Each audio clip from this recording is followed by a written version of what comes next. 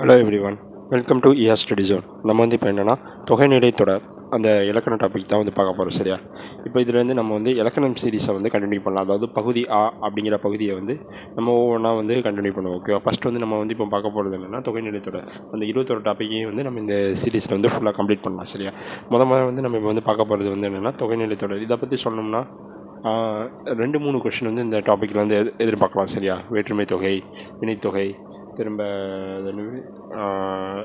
உண்மை தொகை, ஓமை தொகை இப்படின்னு சொல்லி நிறையா படிப்போம்.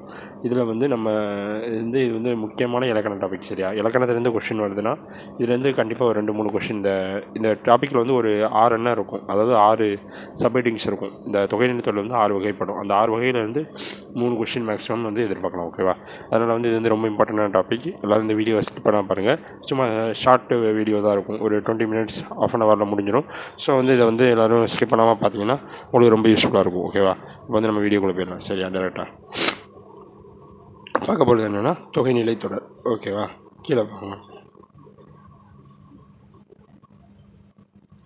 ஃபஸ்ட்டு வந்து கேட்டிங்கன்னா இந்த சொற்றொடருக்கு வந்து ஒரு எடுத்துக்காட்டு, சொற்றொடருக்கு வந்து ஒரு எடுத்துக்காட்டுங்க மாதிரி ஒரு டெஃபினிஷன் கொடுத்துருக்கோம். அது வந்து என்னென்னு சொல்லி பார்ப்போம். ஓகேவா? சொற்கள் பல தொடர்ந்து நின்று பொருள் தருவது வந்து என்னது? சொற்றொடர். சரியா?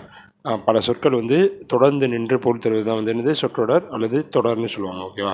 இதுக்கு எக்ஸாம்பிள் என்ன? நீர் பருகினான். இப்போ நீருங்கிறது ஒரு தொடர், திரும்ப நீருங்கிற ஒரு சொல்லு, பருகினான்ங்கிற ஒரு சொல், அதை ரெண்டும் சேர்ந்து நின்று ஒரு பொருள் தர. நீர் பருகினான்னா தண்ணி குடித்தான் அப்படின்னு நம்ம சொல்லுவோம்ல, அதுதான். திரும்ப வெண் சங்கு ஊதினானா சங்கு ஊதினான் அப்படிங்கிற மீனிங்கில் வந்து இங்கே வந்து கொடுத்துருக்காங்க. சரி, வெண் சங்குங்கிறது ஒரு வார்த்தை, ஊதினான்ங்கிறது ஒரு வார்த்தை, அப்படிங்கிற மீனிங்கில் வந்து கொடுத்து அவங்க கொடுத்துருக்காங்க. ஓகேவா? இப்போ வந்து நம்ம வந்து என்னென்னா தொகைநிலை தொடர் அப்படின்னா என்னென்னு சொல்லி பார்ப்போம். ஓகேவா? அதாவது பெயர் சொல்லோடு வினை சொல்லும் பெயர் சொல்லும் சேரும் தொடரின் இடையில் வேற்றுமை உறுப்புகளோ வினை பண்பு முதலியவற்றின் உறுப்புகளோ தொக்கினா மறைந்து வருவது வந்து மறைந்து 2 அல்லது அதற்கு மேற்பட்ட சொற்கள் ஒரு சொல் போல் நிற்குமானால் அதனை வந்து தொகைநிலை தொடர்னு சொல்லுவாங்க. இது வந்து நான் நிறைய அவங்க வந்து சென்டென்ஸாக கொடுத்துருக்காங்க. நான் என்னென்னு வந்து சிம்பிளாக சொல்கிறேன். சரியா? இப்போ ஒரு சொல் இருக்குன்னு வச்சுக்கோங்களேன். இப்போ எல்லா சொல்லுமே வந்து மேக்ஸிமம் சொல்னா என்னென்னா ஒரு பேர் சொல்லணும்னு வச்சுக்கோங்களேன்.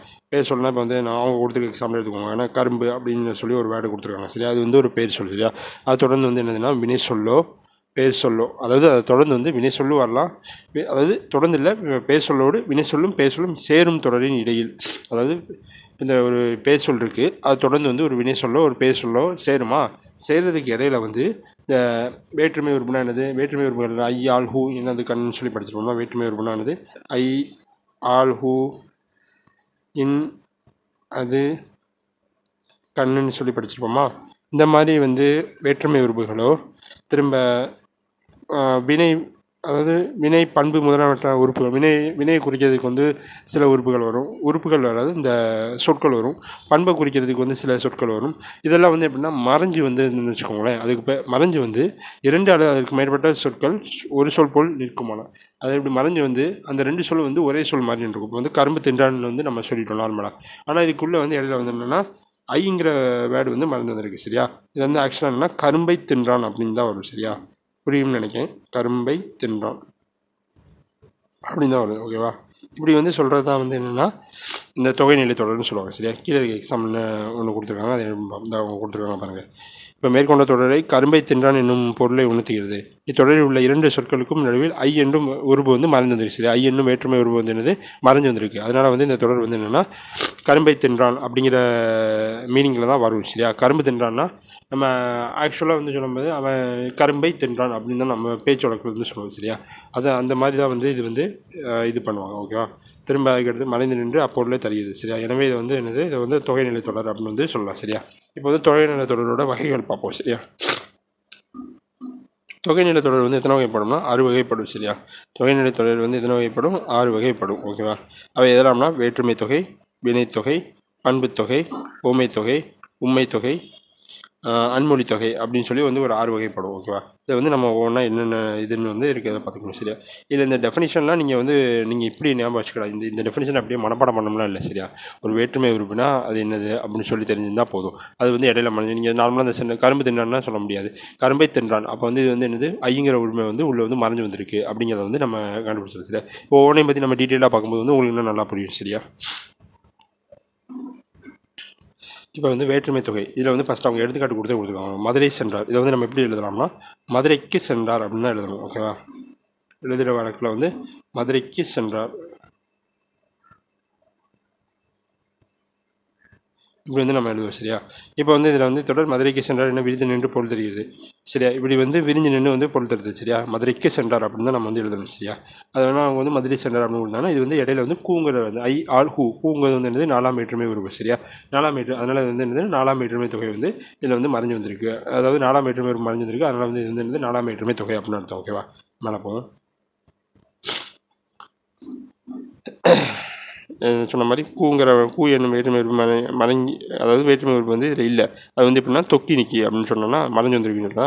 இவ்வாறு ஒரு தொடரில் வேற்றுமை உறுப்புகள் ஐ ஆல் ஹூ இன் அது கண் இப்படியெல்லாம் மறைஞ்சு வந்துச்சுன்னு வச்சுக்கோங்களேன், அது வந்து என்னதுன்னா வேற்றுமை தொகை அப்படின்னு வந்து நம்ம சொல்லுவோம். ஓகேவா?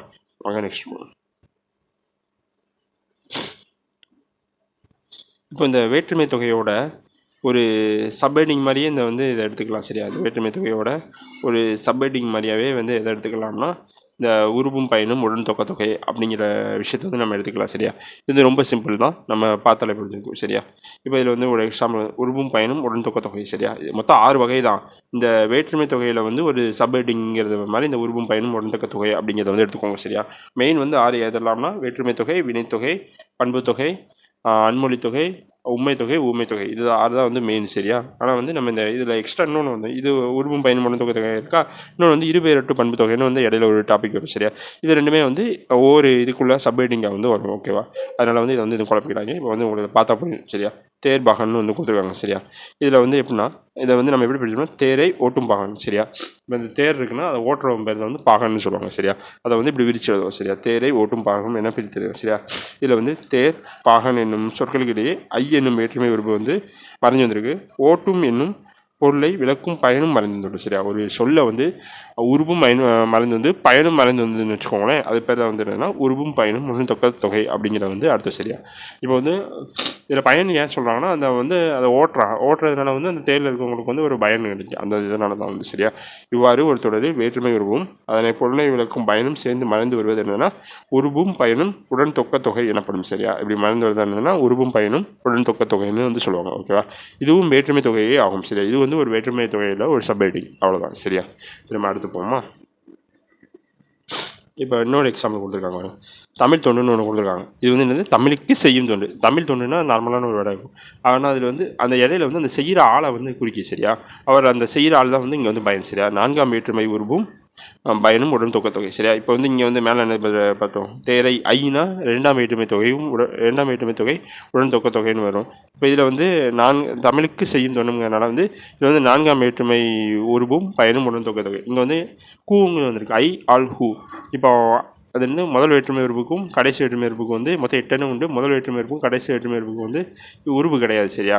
அதனால் வந்து ரெண்டாவதுலேருந்து தான் நம்ம ஸ்டார்ட் பண்ணோம். ரெண்டாவது வந்து ஐ, மூணாவது வந்து ஆள், நாலாவது வந்து கூ. சரியா? இங்கே வந்து தமிழுக்கு கூ தானே போட்டிருக்காங்க. ஸோ அதை வந்து இதை பற்றி சொல்லுவாங்க. ஓகேவா?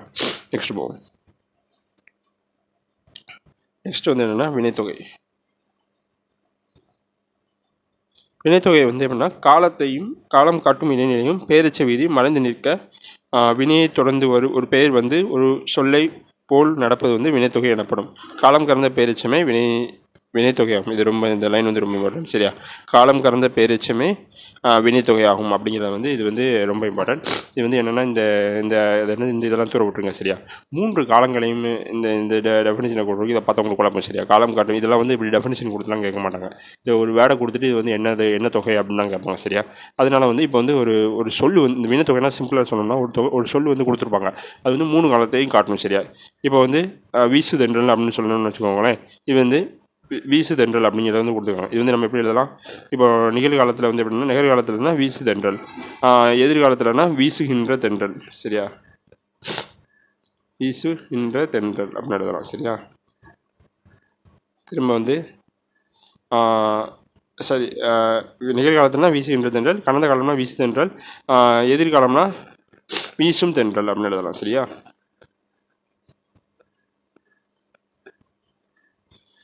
மூணுமே வந்துருச்சா? வீசுதென்றல், வீசுகின்ற தென்றல், வீசும் தென்றல் அப்படின்னு வந்து சொல்லிடலாமா?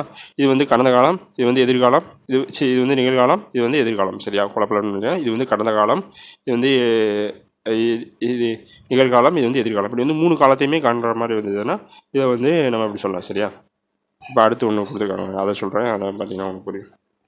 இப்போ கொள்களிறு அப்படின்னு சொல்லி ஒன்று கொடுத்துருக்காங்க. சரியா? இதை வந்து எப்படி எழுதலாம்னா கொள்கின்ற கயர், கொள்கின்ற களிறு, கொள்ளும் களிறு.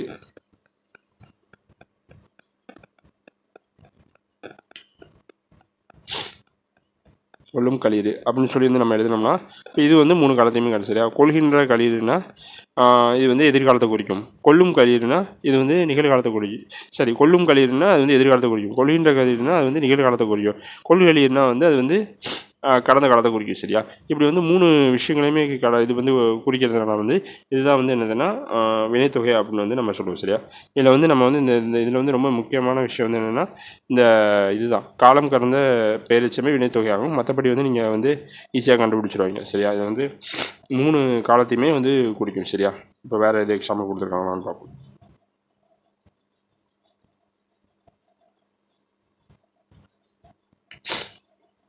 இப்போ இதில் வந்து வீசு, கொள் என்பவை வந்து வினைப்பகுதிகள். இவை முறையே தென்றல், களிறு என்னும் பெயரெச்சங்களோடு சேர்ந்து காலத்தை வெளிப்படுத்தாத பெயரெச்சங்களாயின. மேலும் இவை வீசு காற்று, வீசுகின்ற காற்று, வீசும் காற்று. சரியா? இந்த மூணு காலத்தையுமே காட்டுது. பார்த்தீங்களா? திரும்ப வந்து கொன்ற களிறு, கொள்கின்ற களிறு, கொள்ளும் களிறு. சரியா? இப்படி வந்து 3 காலத்தையுமே, அதாவது கொன்ற களிறு, கொள்கின்ற களிறு, கொள்ளும் களிறு. சரியா? கொள்ளும் களிறுங்கிறது வந்து இதில் பார்த்தா உங்களுக்கு புரியும். சரியா? நான் எழுதுனதோட கொள்ளும் களிறுனா எதிர்காலம். திரும்ப கொள்கின்ற களிறுனா நிகழ்காலம். திரும்ப கொன்ற களிறுனா அது வந்து கடந்த காலம். சரியா? இப்படி வந்து 3 காலத்தையுமே காட்டுறது வந்து என்னதுன்னா இது வந்து எப்படி சொல்லுவாங்கன்னா வினைத்தொகை அப்படின்னு வந்து சொல்லுவாங்க. ஓகே, இது வந்து நீங்கள் பிரித்து பார்த்தாலே உங்களுக்கு தெரியும். சரியா? வினைப்பகுதி வருது, அதெல்லாம் விட்டுருங்க, வேணாம்.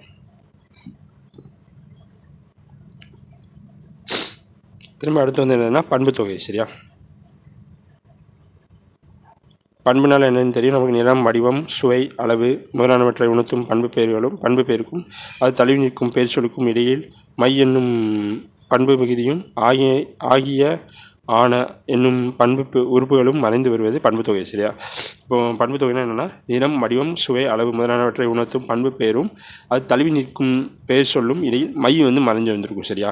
இதுதான் வந்து இதை வச்சு தான் ரொம்ப வந்து யூஸ் பண்ணுவோம். அந்த மையை நீங்கள் பிரிச்சிங்கன்னா அதில் வந்து மை வந்துச்சுன்னு வச்சுக்கோங்களேன், அதை நீங்கள் கண்ணை மூட்டு பண்புத்தொகைனே போட்டுடலாம். மேக்ஸிமம் வந்து பண்புத்தொகையாக தான் இருக்கும், 90%. என்னும் உறுப்புகளும் மறைந்து வருவது வந்து பண்புத்தொகை. சரியா? இப்போ வந்து இதில் வந்து செங்காந்தல்னா செம்மையாகிய காந்தல் அப்படின்னு சொல்லி போட்டிருக்காங்களா. அந்த மைங்கிற இது வந்து இருக்கா பார்த்துருக்கீங்களா? செம்மையாகிய காந்தல் அப்படின்னு சொல்லியிருக்காங்களா. இதில் வந்து இடத்துல வந்து ஆகிய ஆன அப்படிங்கிற 2 வேர்டு வந்து மறைஞ்சு வந்திருக்கும். சரியா?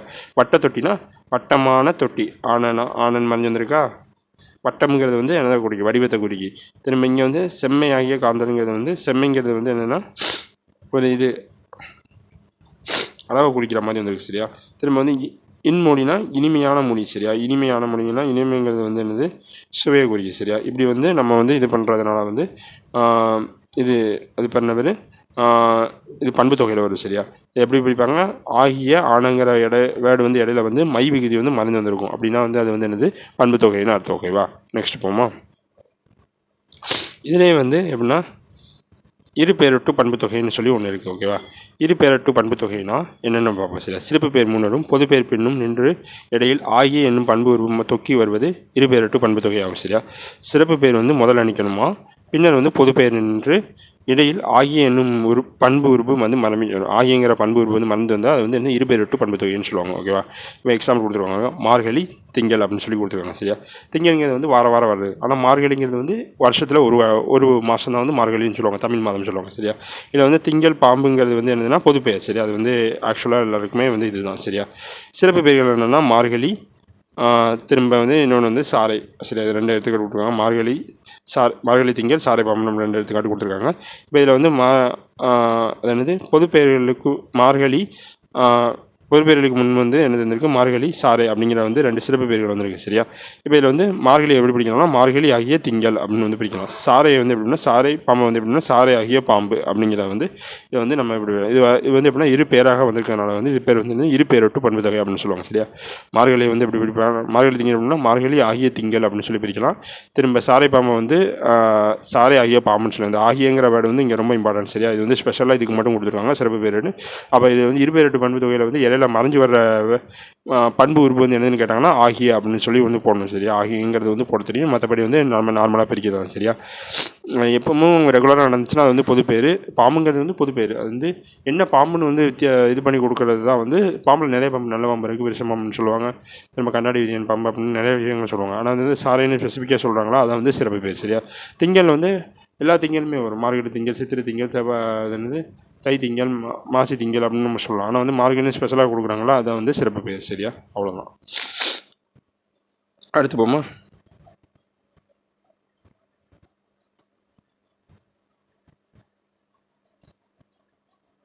அடுத்து வந்து என்ன இங்கே கீழே இருக்குது ஊமை தொகை. சரியா? ஊமை தொகைனா ஊமைக்கும் பொருளுக்கும் இடையில் ஊம உருவு மறைந்து வருது. சரியா? ஊம உருவு நார்மலாக மறைந்து வருது தான் வந்து என்னென்னா ஊமை தொகை. இதில் வந்து பெருசாக சொல்கிறதுக்கான ஊம உருவு வந்து மறைஞ்சு வந்திருக்கும். வாங்க பார்ப்போம்.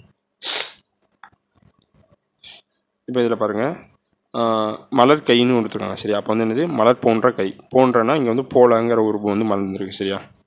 திரும்ப இங்கே வந்து மலருங்கிறது ஊமை, கைங்கிறது வந்து ஊமேயம், அதாவது பொருள்.